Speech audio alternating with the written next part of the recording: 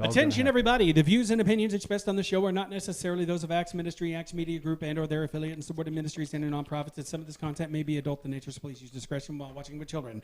Here he is. He's back with a vengeance, wearing his bright yellow T-shirt. That's right. Talking about autism awareness. But today, he's got on author, John Cockroft. bazillionaire Johnny Rooster, John Cockroft. So here they are, talking about Brighter Living Live. Thank you, Matt. It's Anyway, a big voice. yes, thank you. It tends to be a radio voice once in a while. Thank you. Thank you very much. Well, welcome and good morning. It's Monday, March 1st. It's actually Monday, March 1st. So First day of the month. First day of the month, first day of the week. I love Getting it. a start. You know, it's the same last month. February was also a Monday on the 1st. Oh, man. Unusual year to have 2 months like the same day and the same. Well, it was also unusual to have the weather we had 2 weeks ago. Very true. What's the name of your book, Johnny? The book is called The Reporter. It is a novel. So, Steve, you're having me on the show to talk a little about this book. Yes, and just a little bit, yes. The Reporter. Matt, can you play this on YouTube? It's on quiet. It's on silent. I just want to see it. Go ahead, Steve. Take it away. Take it away. Which one? Play our live stream, whichever is coming up. Let me refresh this. Okay, what do we got? So It's Monday. it's Monday. Anyway, it's beautiful out Thank there. you. It's like going to be in the mid-50s today and That's sunny. a good thing. March is here. Yep, 60s. I don't think we're going to go backwards. I don't think we're going to go way back. No, I think but we're out of the freezer zone as far as really, really cold. yeah, I think we're going to get that medium in-between weather where It's going to be up and down, but not terrible. Right. I just want to get the people to know you because some people that have watched or seen you on my show, it's been a while. Yes. So I think with new people that haven't seen you, they haven't met you, I think that I want to kind of keep them up, get them up to speed. Yes, it's So- always good to get them up to speed and what's going on, what's the latest. What's the latest? And I've got a story about this book that I wrote, so I can tell you that story. All right. Everybody loves this good story. Yes, that's what I like. I like stories. Behind I'm the sure scenes. I'm sure they'd like stories too. Yeah, story time. If you come in here looking for a good story, you're going to find it today. Yeah, exactly. And what a storyteller this guy is. You know, that was such a right. You have to watch his show prior to mine today. It was a hoot. We had a couple guests on. It was a good time. Oh, yes. And it was really neat to see them. You guys all look like you been friends for years and years and years. And I didn't even like any of them. No, I saw that. I was just trying to fight, and they wouldn't fight. They're all getting along. And we'll talk about Mr. This is Ollie. He's the orangutan. He's hiding. Cool. He's shy. Ollie's here to talk about our fund drive, if we can say that. Yeah, sure. 317. Green 317 is a fund drive to get a green screen in the studio so we can put up different things in the background. Oh, that's awesome. That's for our studios here, and that is Ollie, and he is helping us on 317, as you know, is St. Patrick's Day, March 17, and we're wanting to raise $317 for studio equipment. We're expanding to a second studio and making that a reality for the viewers. Wow. See, this man here is, I don't know how many hats you have here, but you've got quite a few. A lot of stuff going on. But it's okay. As long as he can recreate and create and blend in, all the more help we can, we need more help, such as financial help. Right. And we're always looking for that. We are a ministry and we are a nonprofit ministry, but we also provide a broadcast. And an internet broadcast costs money just like a network broadcast. Right.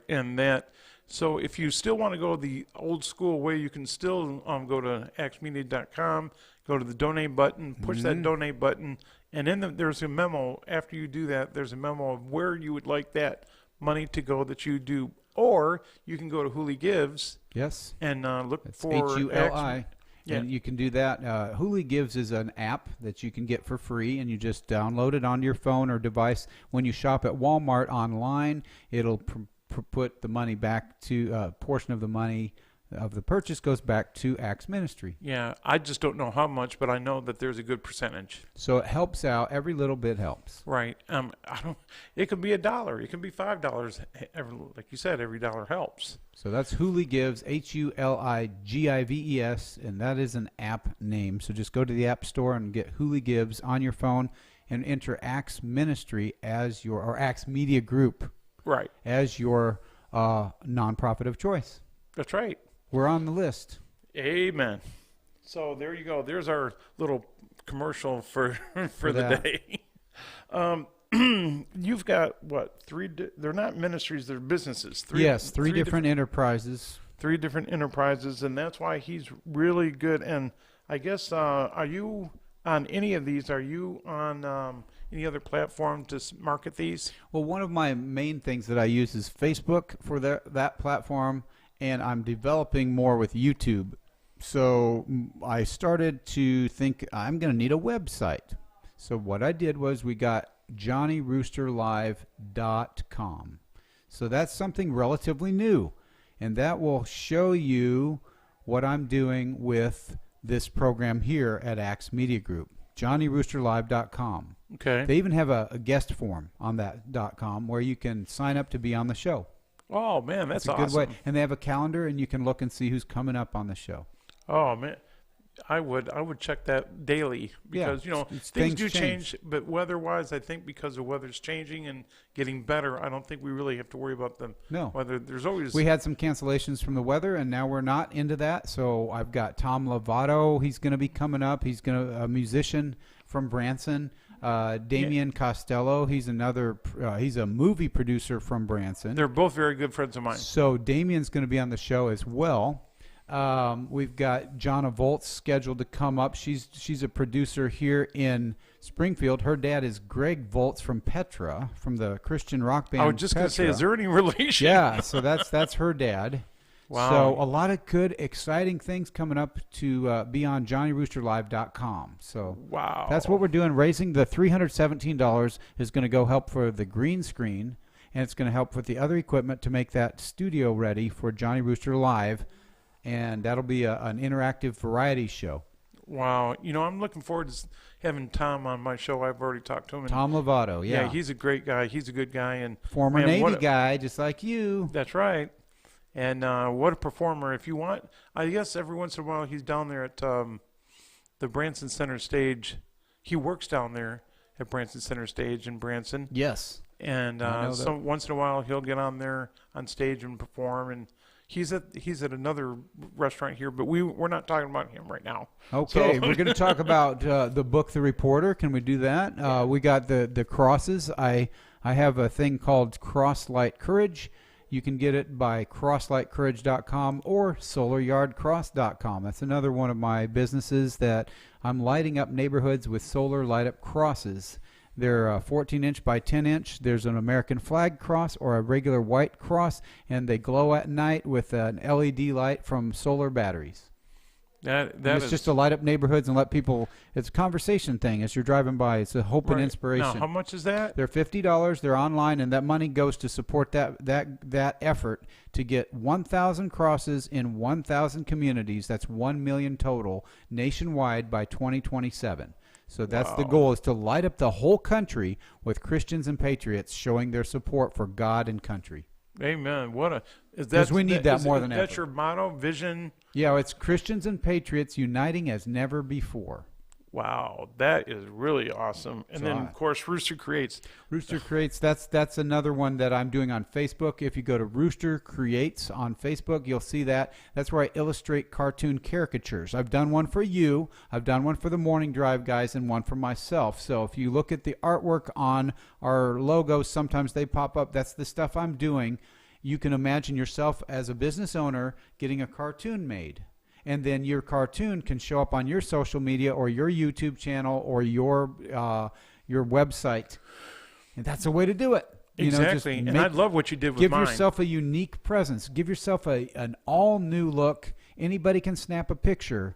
but you can get a cartoon with Rooster Creates for your Right. business. And I guess, are you going to be able to show mine at all, or is that coming out? We've got that on the YouTube channel, so if they go to Axe Media Group YouTube channel and they'll look on the list that says live, and there's one that says there's another list that's not live, that's the one you're going to see it. There's the uploads. They're going to look at that and they can see that anytime, and we're going to add that to your show.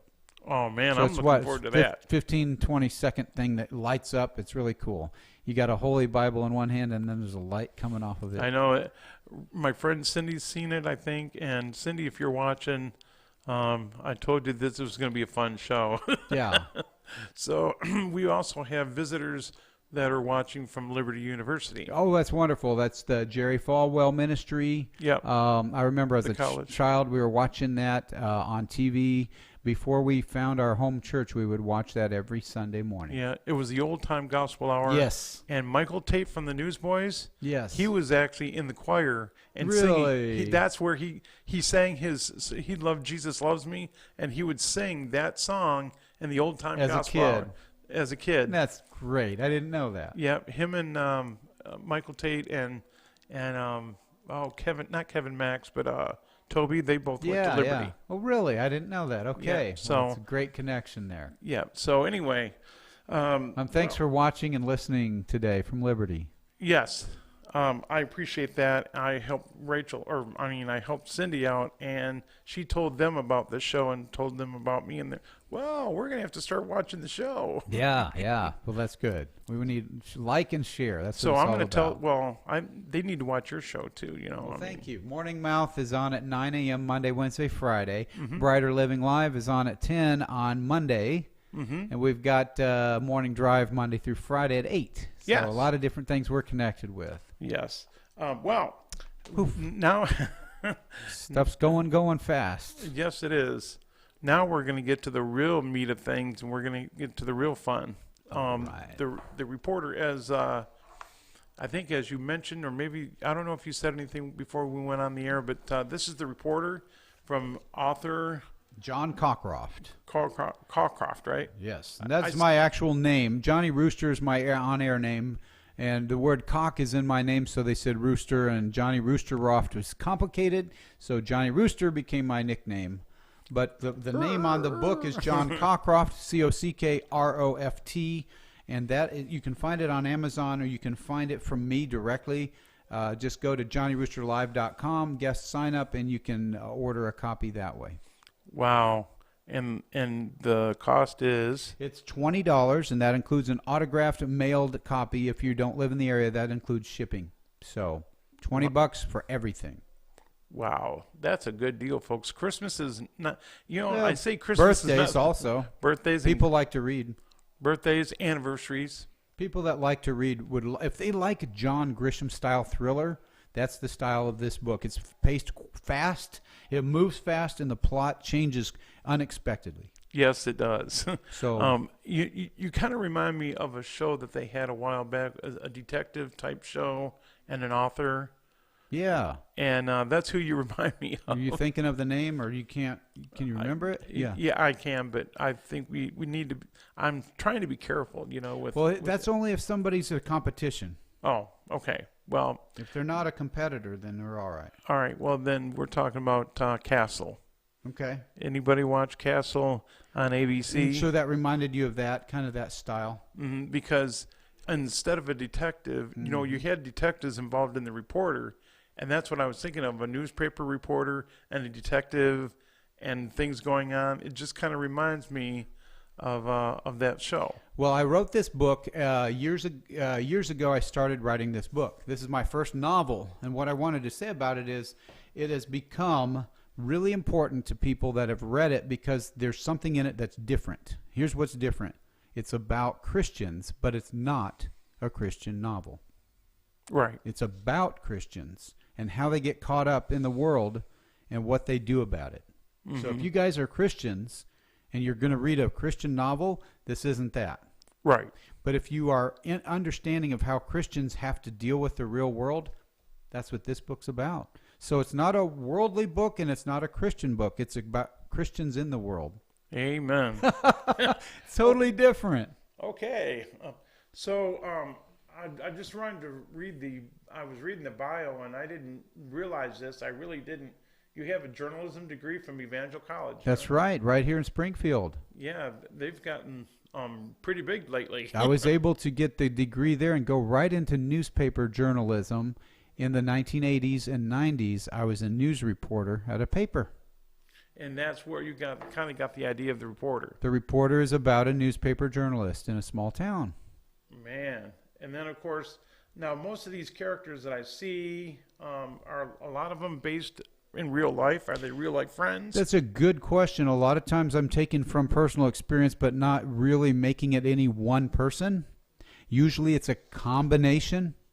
Let's say that character is based on something to do with this person and something to do with someone else. So if I was writing about you, I would make a story about somebody who's gone through a physical challenge, like you got leg braces on.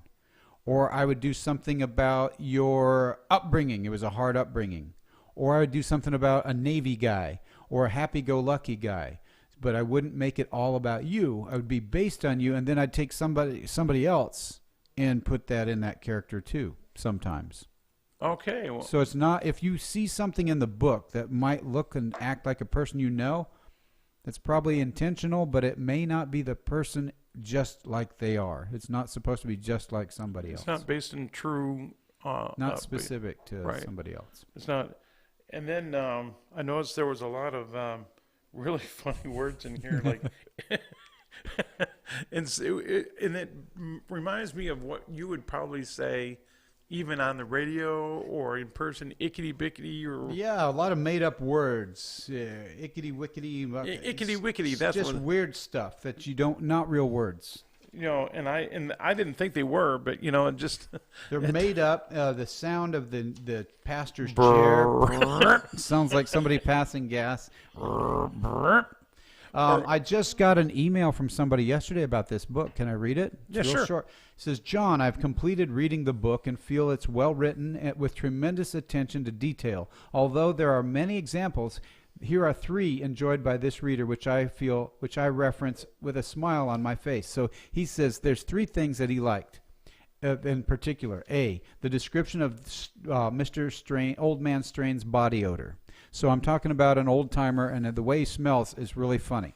Now, number 2, He likes the imminent body shutdown process immediately after a gunshot wound. So there's a gunshot wound in here, and he is really interested in how I talked about how that body's shutting down. Number 3, he likes the grammatical use of the post-gunshot ear-ringing sensation as a cacophony. The word cacophony is such a vivid word to describe the chaos in somebody's ears after a gun goes off inside a room. It's too loud, and your ears are just being assaulted by this noise. Finally, he says, you're very adept at taking a simple introduction of characters and making it a vivid description. I feel this is both entertaining as well as helpful in gaining a more in-depth description of characters, providing a keen interest in each player with this unfolding drama. Your use and application of the English language is impressive, my friend. Well done. Finally, this is an interesting ending to a novel. How are the sales of the second book going? Well, then I had to come back and say, second novel is being written. It's not being sold. That's actually what I was one of book the next 1. question. Yeah. I wanted to ask you about that. I was gonna wait till near the end, but since you brought I it up, teased the readers into knowing there's more, and then when they realize there's more, I don't have that second novel finished yet. And that novel kind of blends into the next novel. Yes. So how many novels? Well, is that? there's going to be 3 that are on the same timeline. So this is what's interesting. The next 2 novels take place at the same time, but they're different parts of the same story. Okay, you know what I mean? So it's like not going to be character's story. It's not going to be in the future where this happened next. It's going to be, well, this is what kind of happened at the same time. But this is what's happening to this character, and this other book is about what's happening to that character while something else is going on. And all of them are introduced in this first book so that you'll want to read this and say, oh, I get to find out what happened at the end of this book. Something big happens. And I'm not going to give it away, but it's something so big, surprising happens. You'll want to read it from start to finish. Don't skip ahead because it really ruins that for you, but it doesn't do anything to cheat in this book because you won't find out the answer because the answers are coming in the next 2 books. It's like, oh, I want to know. That's why people are waiting. It's a book that you can't put down, and if you put it down, you're not going to sleep at night. My dad read 24 chapters before he put it down the first night. And another friend read it in 2 days, and she said it sounded like a John Grisham novel. So it was really fast-paced, lots of action, and then a big surprise at the end. All the stuff you want when you read in a book like this. It's a suspense thriller. That's what the Rachel category. said. Yeah. Rachel's. Is she reading it? Yeah, she's almost done, actually. So it's going fast, and once you get into it, some of the chapters are only a paragraph long. Some of them are regular length. So it's all different varieties in there. She realized that. She said, like, whoa. Why is one shorter than the other? I said, I'll find out. If you read it, you'll realize that's a good way to keep your interest because you're like, oh, wait, I'm not going to go into 10 more pages. There's only 1 more page. I better read it. That's what keeps you going. Yep. I've hooked the readers by changing up the number of words in every chapter. So a lot of the names of different places, Harmony. Yeah. Harmony. Harmony Community Church. It's not a real church that I was a part of, but it could be. You was at a real church, United Methodist Church, correct? It's a Free Methodist church, which is really interesting because United Methodist is a big group and a Free Methodist is a small group of believers that's similar to the Church of the Nazarene. Didn't they separate from the Free Methodist? They did. And over slavery back in the 1850s, the Free Methodist Church said, we don't believe that we should own slaves, and that's why they want to call it the Free Methodist Church. Another thing they said was, we don't want to charge, I don't know if you can believe this, but they were charging for nicer seats in the church back in the day. Some churches would make you pay a fee and then you could get better seating. And so the Free Methodist Church said everybody should have equal seating, no charge. Wow. I know it sounds ridiculous. Now, that doesn't mean the United Methodist today is charging for seating, so don't think that. I'm glad we cleared that up. But back in the 1850s, that was the big thing, that B.T. Roberts was the founder of Free Methodism, and he followed the teachings of John Wesley and Charles Wesley. Anyway, Harmony Community Free Methodist Church is listed in this book, and it's in the town of Sawmill Springs, Missouri. Which is the road that you live on. Which I actually live on Sawmill Hollow. Right. But Sawmill Springs is the name of the town. I didn't know if you got that name based on where the street that you live on. It's similar, but it sounds like a real town. And then right, it does. And I live, then the county name is Piney County because there's pine trees down there. And it's just north of the Arkansas border, and it's south of Johns River. Well, there's a big church, James River, and there's a big church in this book called Life Mountain Worship Center. So there's a connection there to Johns River. Right. So very funny. You're actually answering the questions that I had. Yeah. So there are references to that. And people want to know about Branson. Well, Johns River, Missouri is similar to Branson. It has many tourist visitors a year, and it's a seasonal place. And then they have a fall festival at their church called the Woodcutters Picnic every fall, and that's in this book. So. Well, I haven't gotten quite there yet. So that's kind of fun because they're all getting ready for the big Woodcutters Picnic. Every year they're doing that. This is the 31st year of the annual Woodcutters Picnic. So I wonder if they're going to do that in the next books. Are they going to mention that, or is that just Well, this book takes place in 1989. It starts in the month of September when the main character, Jason, has a problem by he's being called into the office by the pastor, and there's a problem. He's been accused of a crime. And throughout the book, he's trying to prove his innocence. But an accident makes him look even guiltier. And so now with all of this information, he's the youth pastor at the church, and then during the week, he's a news reporter at the newspaper. Now he's going to be in his own headlines if he's not careful. He's going to be the subject of all this drama. And he doesn't want it because he could lose his family and his freedom and his reputation. Right, and so the R word is the big thing. The reputation is his most prized possession. In a small town, everybody knows who he is, and they're watching him as a news reporter and as a youth pastor of a church. So he's got both groups watching him. All eyes are watching you. And that's why if he tells the truth, he looks guilty because it's hard to explain. And that's what makes it complicated. Well, not only that, but some of that can be true because when we're all sinners saved by grace, and we all have a human flesh. We all make mistakes and do things, especially if you're a youth pastor or a pastor, or what, all eyes are on you. So if you make a mistake, it's like, oh, you made a mistake, and and then all of a sudden it's like, if you're not careful, people talk. Yeah, that's and this is what this reminds me of, is how different characters in this are talking about this youth pastor. Yeah, the gossip is starting to really work against him. It becomes a gossip or a rumor mill. Mm-hmm. And the rumor's really not a rumor unless the rumor mill sometimes turns into turning your back on that person. Well, something I want people to know that are readers, that people are people, and they're going to say what they say. And when that happens, when you have a negative report about your reputation, how do you respond? Do you try to defend yourself? And if you do, you could look even worse because people think you're covering it up. So this is what the major part of this story is. Don't try to defend yourself in the legal sense or in the justify yourself. Leave God in the picture so you don't have to do everything on your own. You're not going to be able to clear your name. Right. When you can't clear your own name, what do you got to do? Right? Yep, pray. There's nothing you could do. Did you say you had a story? Yeah, the story about this book was that I was a news reporter and a youth pastor. And years ago, somebody accused me of a serious crime. Wow. Yeah. And it was supposed to have happened. The crime was supposed to have happened 20 years earlier. So I was 37 years old. Somebody said I committed a crime when I was 17.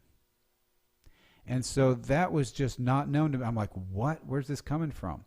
When we investigated it, we realized this person is going to some kind of a counseling session and learning about how her problems were, and maybe she's coming up with some ideas to try to justify something. We didn't know.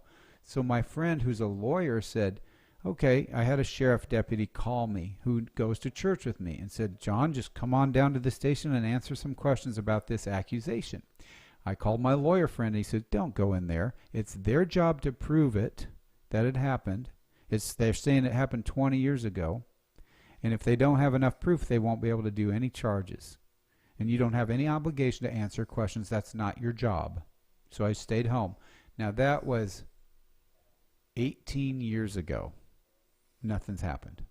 Because nothing happened. But for me to justify myself, if I went down there and said, okay, this is what happened, guys, I didn't do anything, they're going to start asking me questions. Oh, are you sure? Now it looks like he's covering up. That's what I wanted the character in this book to do, was to try to justify himself, and things go wrong.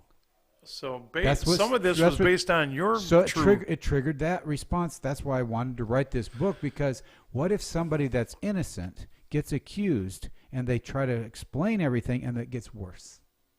Because Christians and the world both want things to go a certain way, and if they don't get a satisfactory answer, they'll suspiciously think there's something wrong. Exactly. Remember that about human nature. Yep, and they'll end up in jail. Even if they're Christian, they'll be like, yeah, I wonder, maybe he did something. Yeah, because if it's even bringing it up, there's where the suspicion lies, is just by bringing it up. Your best answer is you have a right to remain silent. And that's what they always say. Jesus was silent before his accusers. Yes, he was. And that's where I guess we learn you should remain silent. The character in the book doesn't have to explain anything, but he feels nervous, and he does. He explains, and it gets worse. Yes, I started seeing that. So I wanted the readers to know, if you are in a real-world situation and you're accused of something, you don't have to, it's not your obligation to fill out all the reports. That's not your job. You're being accused. That doesn't mean you got to spill your guts. So you being a former youth pastor, correct? Yes, that's right. I was a newspaper reporter and a youth pastor, just like the character in the book. Right. That's where I started going, okay, that's right. It's similar in some ways, but then it's based on my occupation and somewhat on my personality, but not really anything. Nothing in this book is that real to my story. But it is fun. It's a good read. When you as a youth pastor, then didn't you get the same kind of results that was in this book? Not results, but didn't you get kind of like people going, You know, Well, but sure, any youth pastor, there's going to be a lot of scrutiny about, well, is he doing the right thing? And see, the character in the book, 1989, if you guys have been Christians that long and you've been in the church since the 80s, you'll know the culture was shifting and people didn't like certain kinds of music, certain length of hair, certain styles. All of that was clashing. And at that point, we were kind of young people. As a younger person back in that day, I was kind of interested in promoting new music that wasn't familiar to church, new looks that weren't always about church. The older people back then wanted things a certain way. They wanted you to look a certain way and to act a certain way. And if it didn't look that way, then you're being worldly and therefore not being Christian or appropriate. Everything was out. And they ignored you. A lot of the older folks ignored you, or they gave you dirty looks. They had that really scolding, condescending mentality. And that's what this church in the book, Harmony Community Church, lacks a lot of harmony. It's got a lot of division, friction, because the old school and the new ideas are clashing, and that's why there's so much suspicion when there's an accusation. Especially, I read, as far as the church is concerned, because I was a youth pastor in a couple other churches, a children's director, and the older people that had been there since Methuselah, when they saw or heard new music, or they heard things or saw things that they didn't like or they didn't understand. It's not that they didn't like, they didn't understand. Right. So I almost felt like I shouldn't have had to explain myself, but it was almost like I had to say, hey, this is the 21st century. This is not the 18th century or the 19th century or even the 20th century anymore. Right. So I had to explain that, we have to remember that some of these kids that come from broken homes or that their parents weren't brought up in church, yeah, you got to be careful. And that's what kind of this church, with all the clashing going on at Harmony Community Church. That's right. That's what this reminded me. It reminded me of what I went through as a youth pastor. That's true. It's funny. You're going to laugh at this. I just thought of this. I was a youth pastor, but I worked at a paper. Oh, you did? I was a security guard at a newspaper. Yeah. And so I saw all kinds of things. Well, as a newspaper reporter that was also a youth pastor, I got to be part of the community news and a part of the church events. And sometimes they would overlap, but I was always on the go, I was young, I was ready, and they had me going to youth events. They had me doing things with the newspaper that would involve nighttime meetings like the city council meetings or the school board meetings or the school sports, some of that stuff. I would do a lot of different things in that community. And it was fun to get to know everybody. But yes, you're a moving target. Everybody knows you. And if you do something, they're going to talk about it behind your back. And you're going to hear more stories about yourself than ever. If you have a bunch of girls in your car and you're driving around, they're going to talk about you. Stuff like that. Yeah, exactly. And that's why nowadays it's like, you better have mixed company, or just like the door at the church, the door better be open. Yeah. Because back then we were just doing our thing, we're helping people, but then, whoops, I did that thing one-on-one with that person, and now they could say anything they want if they wanted to. Because there was no evidence. And there's no camera. There's nothing back then. This is just winging it, living life, loving God. You love Jesus, love people, but look out, you could be caught with anything. So think how vulnerable people are, really. Yeah. If I could, can I read a page from this book? Sure. Give you an idea. I just wanted them to get an idea of what it feels about you today. Like. This is what it feels like. The accusation is part one. There's 3 parts to the book. The accusation, and then it goes into there's some other stuff happening in the book, but it says, I laugh at inappropriate times. That's how the book starts. When Old Yeller died in the movie. Mm-hmm. At a courtroom divorce proceeding where I was an audience member. When I got stopped for speeding. Good thing I'm a newspaper reporter. Cops around here usually let me go. Well, that really happened to me. I was driving as a news reporter through this barricade because it was all blocked off for construction, but nobody was around. Nobody. And so I wouldn't stop because there was nobody there. It's an open highway, straight stretch, and they had barricaded off. It says stop, but I just ran through it because nobody's in front of me, nobody's behind me. Well, I went through 3 or 4 of these stop zones with nobody around, and then I looked in my rearview mirror. The cop had been following me, and I was thinking, why is he following me through all these stops? He was the county sheriff deputy, and he's like, "Oh my goodness, you're with the newspaper. You just be careful." And he let me go because he knew who I was and he knew what was going on, but he would have stopped and given me a ticket had I been a regular person. So this is a guy that works for the paper and he's getting some perks. He's getting some people are giving him a break just because he's who he is. He's writing the news. Right. And I noticed too that sorry about It's that. your That's call. Shame on them. Anyway, Yeah, calling during a show. how could they? I noticed I was reading at the beginning. Say Andrea had a big part in this as barking dog. That's right. There was some times in the book where there's some dogs in an old backwoods house, and these dogs chase the car. And we were trying to get an idea of what it would sound like because when I write, it's called onomatopoeia. Have you heard that word? That word means a sound that sounds like something, and you write out the sound, like brip, like the sound of a chair, the crack Which of you a bat. thought was a passing gas. So if you did the word crack, that's not really onomatopoeia. But if you go ba-dum, ba-dum, ba-dum, how would you write that sound? If you got a flat tire, ba-dum, ba-dum, ba-dum, I would write P-U-H-D-U-M-P, pa-dump. And then I'd do it 3 or 4 times in a row, pa-dump, pa-dump, pa-dump. But I just gave you an example of what it sounds like to a writer, and you're going P-U-H-D-U-M-P, pa-dump, pa-dump, pa-dump, pa-dump, pa-dump. So you get the idea. That's onomatopoeia. I was trying to do that with dog barking. So I'm going, ruff, ruff, woof, woof. And I'm like, you do the little dog, I'll do the big dog. And we'll go, ruff, ruff, ruff, and I'm trying to think how that would sound. Well, she's barking in a little high pitch, yip, yip, yip, and I'm going, ruff, ruff, ruff. And then we forgot. I had a roommate at the time, and he was listening to the whole thing. So he's listening down the hallway while Andrea and I are just bursting out in these dog barks. We're going on and on with it, and he's thinking, what are these people doing? He never asked me, and I never told him. It was so embarrassing. Like, whoops, he just heard that whole thing, didn't he? Oh, we were not alone. We thought we were. We were like in our own little world. It's a surprise. You start barking, I'll start barking. Let's see what it sounds like. But it's fun to create scenes in your mind. Mm-hmm. Have you ever thought about, I'm sure you have, audiobooks? Yes, that's another layer of you want it to sound right. Right. And when you just read your own book in a studio, it may or may not get the best results.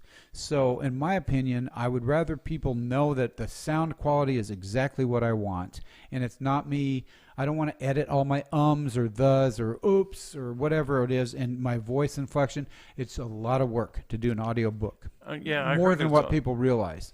So I'm going to pay somebody to do that. When I get a little bit of extra, I want to really make it a professional recording of this book because some people tell me, I don't read books, but I listen to them. And that's perfect because I'm the same way. I was just going to say, we're in the 21st century. I listen to books too, and I really do.